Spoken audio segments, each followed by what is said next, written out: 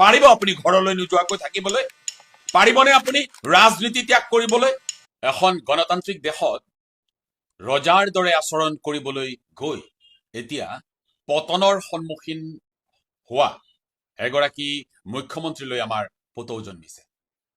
শেহতীয়াকৈ পুনৰবাৰ ক্ষমতালৈ আহিবলৈ জুবিন গাৰ্গক লৈ নিকৃষ্ট ৰাজনীতি কৰি মিয়াৰ নেমুৰত ধৰি মিয়া কাৰ্ড খেলি আৰু শেষত কংগ্ৰেছ সভাপতি গৌৰৱ গগৈক পাকিস্তানী এজেণ্ট সজাবলৈ গৈ বৰ বেয়াকৈ মুখ ঠেকেচা খোৱা এইগৰাকী মুখ্যমন্ত্ৰীৰ পতন অনিবাৰ্য।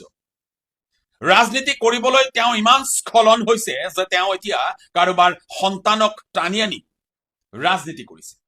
এই কথা অসমবাসীয়ে ভাল পোৱা নাই, এই কথা বিশ্ববাসীয়ে ভাল পোৱা নাই।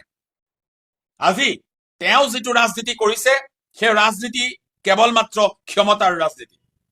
যেতিয়া কংগ্ৰেছ দলে তেওঁৰ বিৰুদ্ধে অনা অভিযোগসমূহ কৰবাত নহয় কৰবাত সত্য প্ৰমাণিত কৰিব পাৰিছে, এই কথাবিলাক গাপ দিবৰ বাবে, এই কথাবিলাক ঢাকি ৰাখিবৰ বাবে অসমৰ মুখ্যমন্ত্ৰী এনে নিকৃষ্ট ৰাজনীতিৰ আশ্ৰয় লৈছে।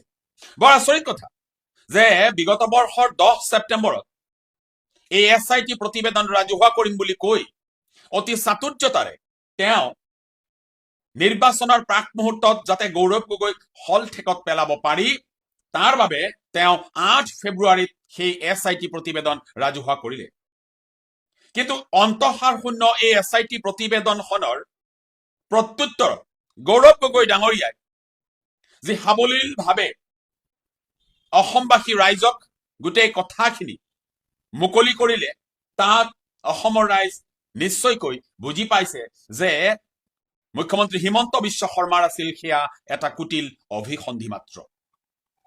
যিগৰাকী মুখ্যমন্ত্ৰীয়ে গোপনীয়তাৰ দোহাই দি জুবিন গাৰ্গৰ ক্ষেত্ৰত যি SIT প্ৰতিবেদন সেয়া সংবাদ মাধ্যমৰ আগত ফাদিল কৰাৰ সাহসকণ গোটাব নোৱাৰিলে, সেই একেগৰাকী মুখ্যমন্ত্ৰীয়ে এতিয়া ৰাজনৈতিক লাভালাভৰ বাবে গৌৰৱ গগৈৰ বিৰুদ্ধে যি SIT প্ৰতিবেদন সেয়া তেওঁ সংবাদ মাধ্যমৰ আগতহে দাখিল কৰিলে। বিশ্ব ইতিহাসৰ আটাইতকৈ দীঘলীয়া এটা সংবাদ মেল তেওঁ সম্বোধন কৰিলে। আজি আমি প্ৰশ্ন কৰিব বিচাৰিছো মুখ্যমন্ত্ৰী মহোদয়ক যে আপুনি এনেবোৰ কথা বতৰাৰে অসমৰ ৰাইজক বিভ্ৰান্তিকৰ এক পৰিৱেশলৈ নিব বিচৰা নাইনে? আজি আপুনি কৈছিল যে যদিহে গৌৰৱ গগৈৰ বিৰুদ্ধে মিছা মাতিছো তেন্তে মই ঘৰলৈ নাযাওঁ, মই ৰাজনীতি ত্যাগ কৰিম। আপুনি আপোনাৰ স্বধৰ্ম পালন কৰক। আপুনি কোৱা কথাবোৰ ৰাইজক সততাৰে পালন কৰি আপুনি দেখুৱাওক যে আপুনি এজন সৎ আৰু সাহসী মুখ্যমন্ত্ৰী বা ৰাজনীতিবিদ। পাৰিব আপুনি ঘৰলৈ নোযোৱাকৈ থাকিবলৈ? পাৰিবনে আপুনি ৰাজনীতি ত্যাগ কৰিবলৈ? আপোনাৰ দলৰ বহু এনে নেতা আছে যিসকলে বিগত সময়ছোৱাত গৌৰৱ গগৈ জয়ী হলে মন্ত্ৰী পদ ত্যাগ কৰিম, ৰাজনীতি ত্যাগ কৰিম বুলি আস্ফালন কৰা আমি দেখিবলৈ পাইছিলো। কিন্তু সেইসকলে আজিও ক্ষমতাৰ বাবে মন্ত্ৰী পদ খামুচি বহি আছে। লাজ নালাগেনে আপোনালোকৰ এনেবোৰ আভুৱা ভৰা কথাবোৰ কৈ আপোনালোকে জনসাধাৰণৰ সেই পুতৌজনক দৃষ্টি আপোনালোক আহিবলৈ?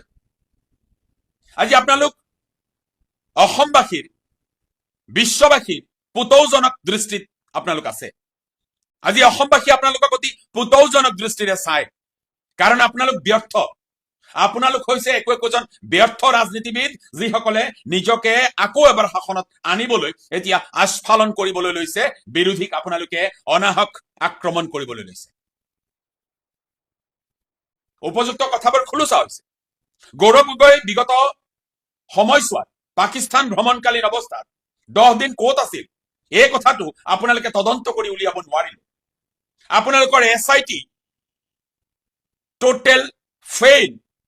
বৰ হাস্যকৰ কথাটো হৈছে, বৰ আশ্চৰ্যকৰ কথাটো হৈছে যে যিগৰাকী অভিযুক্ত, যাৰ বিৰুদ্ধে অভিযোগ অনা হৈছে, সেইগৰাকী ব্যক্তিক এবাৰলৈও আপোনালোকৰ দ্বাৰা গঠিত সেই SITয়ে জেৰা কৰাৰ সময়কণ নাপালে।